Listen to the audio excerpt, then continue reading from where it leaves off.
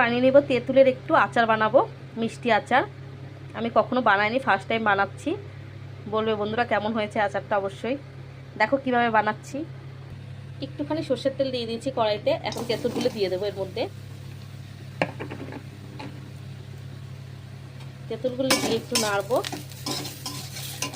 সামান্য একটু জল দিয়ে দেবো।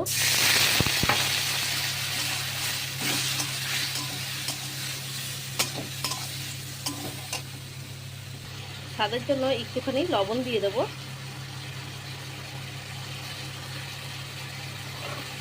আর দিয়ে দেবো কিছুটা পরিমাণ চিনি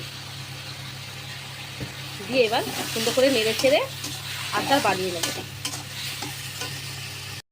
সাথে এখন একটু দিয়েছি, তেঁতুলটা গলে গেছে, এখন আমি এর মধ্যে একটু লঙ্কার গুঁড়ো দিয়ে দিচ্ছি, আর দিয়ে দিয়েছি একটুখানি পাঁচফোড়নের গুঁড়ো, একটু সুন্দর স্মেলের জন্য।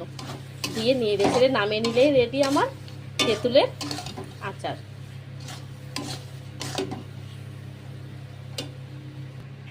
আমার আচারটা বন্ধুরা রেডি হয়ে গেছে। দেখো দেখতে যেরকম লোভনীয় হয়েছে, খেতেও কিন্তু দারুণ লাগবে। এই গরমের মধ্যে কিন্তু এই তেঁতুলের আচার হলে বিশাল ভালো লাগে খেতে। কালারটা দেখো কত সুন্দর হয়েছে বন্ধুরা। রেডি আমার তেঁতুলের আচার। দেখো এটা ঠান্ডা হলে বয়মে ভরে রাখবো। কেমন লাগলো ভিডিওটা অবশ্যই কমেন্টে জানিও বন্ধুরা। আর সবাই এইভাবে বানিয়ে খাবে, খুবই ভালো লাগে। কারো জিভে যদি জল চলে আসে বন্ধুরা, আমাকে আবার দোষ দিও না বন্ধুরা, তোমরা এসে খেয়ে যাও সবাই। টাটা, বাই বাই, ভালো থেকো সবাই।